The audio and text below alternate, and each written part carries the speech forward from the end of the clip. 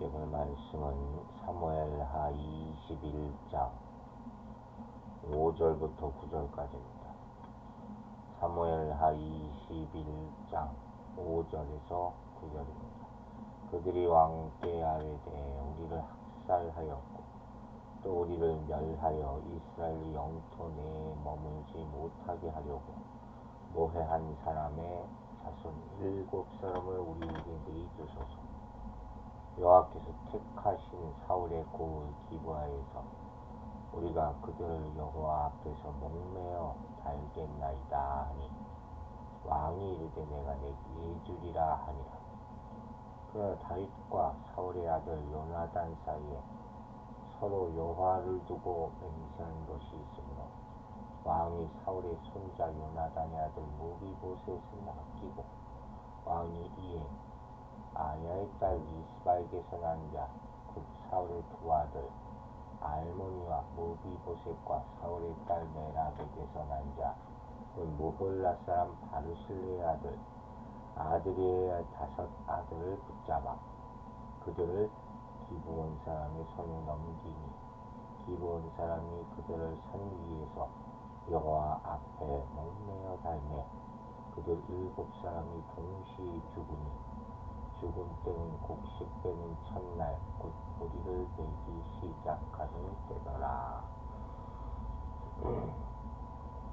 자, 어제 이야기에 계속되는 장면이죠. 그러나 좀 가슴 아픈 장면이기도 합니다. 이 다윗의 약속에 용기를 얻은 기브온 사람들은 이제 자기들이 물질적인 보상보다는 피해 복수를 원한다. 이 사실을 구체적으로 밝히는 것. 그래서 5절이 나와요. 그들이 왕께 아뢰되 우리를 학살하였고 또 우리를 멸하여 이스라엘 영토 내에 머물지 못하게 하려고 모해한 사람. 이 사울 얘기하는 거죠. 학살했다는 것은 완전히 진멸하고 멸망시켰다. 이런 기브온 사람들의 지원을 통해서 사울이 그들을 가나안 땅에서 완전히 진멸하려 했다 하는 사실을 발견하게 된 거예요. 사울은 이방 세력 멸절이라는 미명하에 자신의 공명성과 명예의 욕을 충족시키고자 기브온 사람들을 전부 죽이려 했다는 것이 드러나요. 하지만 이런 사울의 정책은 결국 실패로 돌아가고 말았고 오히려 보복의 화를 자초하게 되었어요. 그때는 그게 몰랐겠죠. 그러므로 우리가 알아야 될 것이 참 하나님을 위하는 일이라 하는 것은 그 목적과 실행 방법 및 원칙이 공명정대하고 선해야 된다는 거예요. 결과를 나중에 어떻게 될지 알 수가 없으니까. 자기 선으로 자기 의로 해서는 안 된다는 것이죠. 근데 지금 그들이 사울의 자손 가운데 남자 7명을 자신에게 넘겨달라 이렇게 단순히 요청하고 있는 거죠. 이게 6절 말씀이에요. 자손 7사람을 우리에게 내주소서. 여호와께서 택하신 사울의 고을 기브아에서 우리가 그들을 여호와 앞에서 목매어 달리다. 이 나오는 이 7자손들은 아마도 사울의 기브온 거민 학살 행위에 동참했던 사울 가문의 자손들이겠죠. 그 근거로 사울의 친척들이 이 일에 깊이 관여했음을 1절과 4절에서 보게 하는 것이죠. 성경에서 말하는 7이라는 숫자 우리가 잘 알듯이 이거는 신의 숫자, 신성한 숫자. 즉 이 7은 하나님의 숫자로서 이번에 사울 집안에 속한 7명의 자손들이 처형되는 것은 곧 하나님의 심판의 결과임을 알 것입니다. 또 이 7명의 자손은 하나님의 진노를 진정시키는 속죄물의 의미도 있다. 이렇게 해석하는 사람도 있습니다.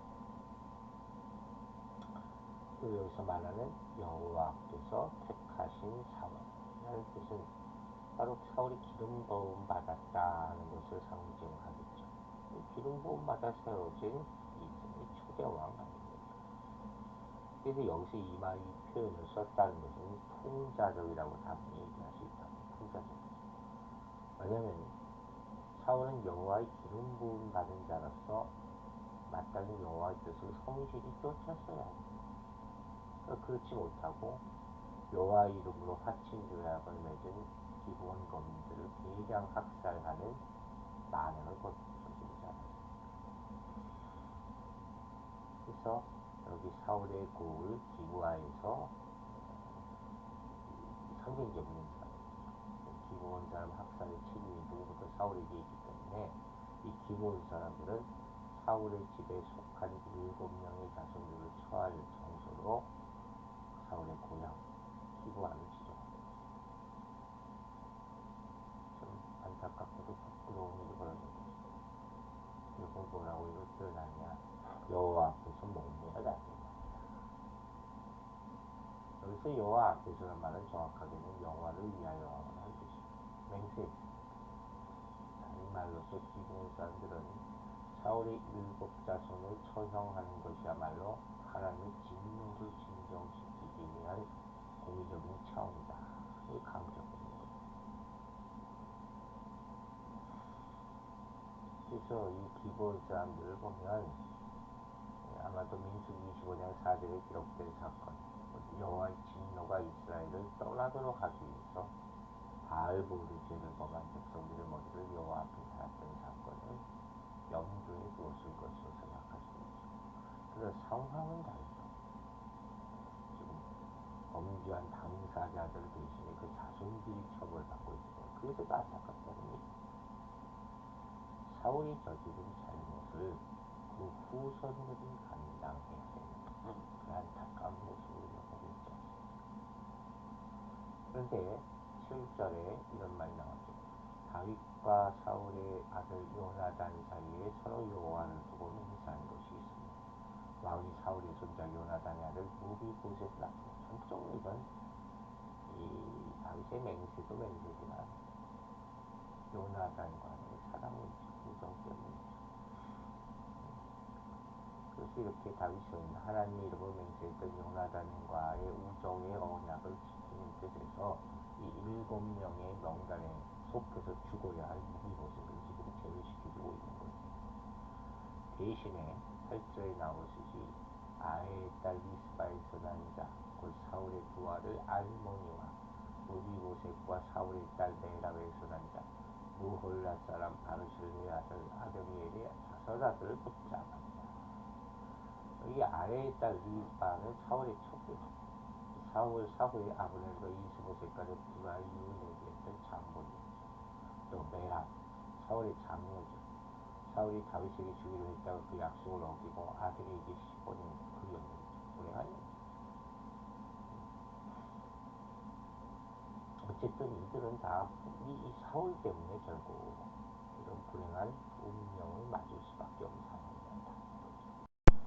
이제 9절을 봅니다. 그들을 기브온 사람의 손에 넘긴 기브온 사람이 그들을 산중에서 여호와 앞에 목매 달았다. 여기서 사는 사울의 고향이 기브와 근처에 사는 의미하겠죠. 그리고 같은 날에 같은 방식으로 다 죽음을 당했다. 이 사울의 자손들이 처형당한 이 스토리를 한번 우리가 생각해보자. 이 스토리는 냉정하게 보면 사울의 악행에 대한 하나님의 직접적인 심판의 결과라고는 할 수 없죠. 기브온 족속이 요구한 거니까. 24장에서 다윗은 자신의 죄 때문에 무죄한 백성이 고통당하는 모습을 보면서 이렇게 얘기하거든요. 17절에서 나는 범죄하였고 악을 행하였거니와 이 양문이 무엇을 행하였나이까. 그게 탄식한다. 그래 여기서는 그런 모습이 나타나지 않아요. 가슴 아파하는 일도 없고 죽음을 애통해하는 일도 없고 다만 사울 가문이 거의 멸절되다시피 하는 그런 냉혹한 현실만을 가슴 아픈 것이죠. 보게 될 뿐이죠. 이제 우리가 한번 생각해 보야 될 것은 바로 뭐냐? 사울이 지은 죄 때문에 그의 후손들이 죽게 되고 다윗까지 곤란하게 되는 이 상황을 우리가 어떻게 받아들여야 하느냐. 어떻게 보면 하나님께서는 선조의 죄가 있으면 후손들을 저주하신다고 생각하시겠죠. 출애굽기 34장 7절에 따르면 아버지의 악행을 자손 3, 4대까지 보응하리라 이 나와있고, 또 에스겔서 18장 20절에는 반대로 아들은 아버지의 죄악을 담당하지 아니할 것이요 아버지는 아들의 죄악을 담당하지 아니하리니 이렇게 나와있거든요. 무슨 말이 라는 말입니까? 이게 참 애매한 거예요. 저주에 관한 문제 우리가 가끔 얘기하지만 참 조심스럽죠. 물론 하나님께서는 우리가 지은 구체적인 죄들에 대해서 항상 상응하는 징계나 저주를 본인이나 저주, 후손이나 주변 사람이 내리진 않아요. 그러면 살아남을 사람이 누가 있겠습니까? 그죠? 그런데 문제는 현실 가운데서 분명히 한 사람의 죄가 다른 사람에게 영향을 미쳐서 가족과 주변 공동체 전체에 영향을 주는 경우가 있단 말이에요. 이걸 우리가 생각해 봐야 돼요. 지금 이 세상이 이렇게 악해서 많은 정의로운 사람들, 의로운 사람들이 피해를 벌어도 바로 이렇거든요. 나 혼자 깨끗이 산다고 무사한 게 아니야. 또 역사를 봐도 어떤 사람의 범죄를 지나치게 주변인들까지 연루시켜서 처벌하는 연좌제라는 것도 있었잖아요. 그러니까 이게 모두 하나님이 의도하신 지혜라고 할 수는 없다. 그런데 또 어떤 경우가 있느냐, 하나님께서 어떤 사람이 책임질 이유가 없어 보이는데도 책임을 지우시는 경우도 있어요. 또 오늘 본문처럼 하나님께서 물리적, 시간적, 관계적으로 떨어진 책임이 없는 것 같아 보이는 사람에게 책임을 지게 하시거나 일의 마무리를 짓게 하는 경우가 있단 말이에요. 그러니까 이 상황만 보면 누군가가 지금 겪는 고난이라는 것이 하나님께서 당사자를 직접 저주한 것인지 아니면 일반적인 세상의 죄의 영향으로 인해 피해를 입는 것인지 쉽게 단정할 수 없잖아요. 그렇잖아요. 그래서 애매하단 말이에요. 그렇다고 하나님이 심판에 관한 일이 아무 원칙이 없는 것도 아니에요. 하나님이 서로 무관한 자들을 그런 책임관계로 묶으시는 경우는 바로 근본적으로 무슨 이유가 있느냐, 구원의 역사 안으로 불러들이는 게 목적. 이걸 우리가 알고 있어요.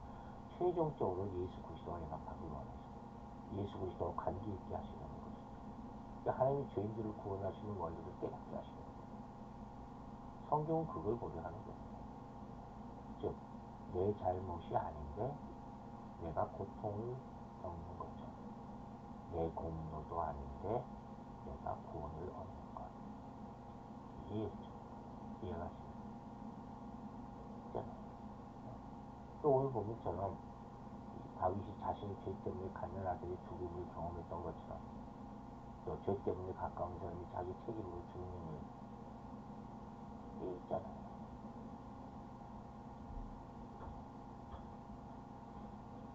또 반대로 요나를 보면 자기가 상관도 없는 원수 나라 니느웨에 하나님의 말씀을 전할 책임을 부여받는 경우도 있단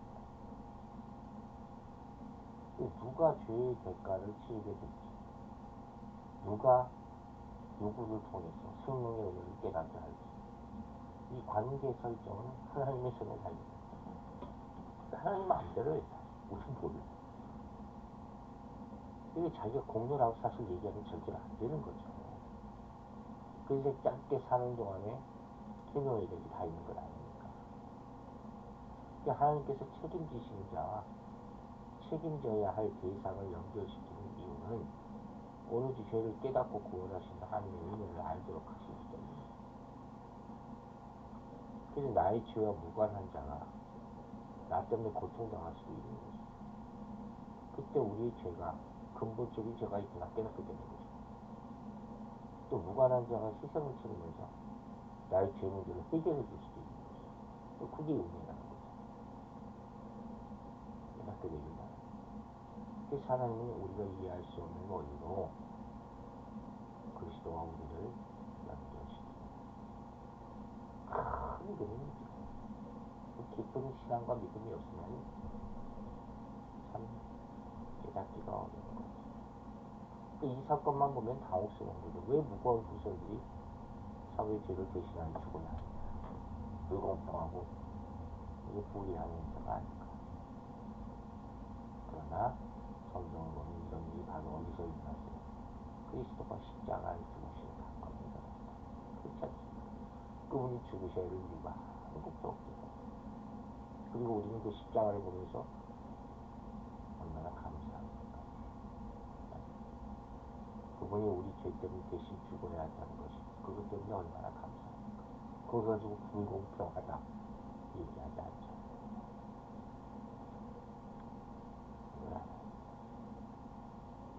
사울의 죄가 반드시 처리되어야 하듯이 우리 모든 인류의 죄는 그리스도로 말미암아 반드시 처리해야 되는 거예요. 아무리 오래된 것이든 잊은 것 같은 죄라 하더라도 하나님 앞에서는 그냥 넘어가는 법이 없으십니다. 첫사람 아담에서부터 인류의 마지막 사람까지 모든 이 죄는 처리돼야 되는 것입니다. 그런데 이 모든 죄를 누가 예수 그리스도께서 대신 감당하셨다. 그것을 깨닫고 오늘 이 아침에도 회개하는 마음으로 주 앞에 엎드리는 이 모두가 되기를 주의 이름으로 축원합니다.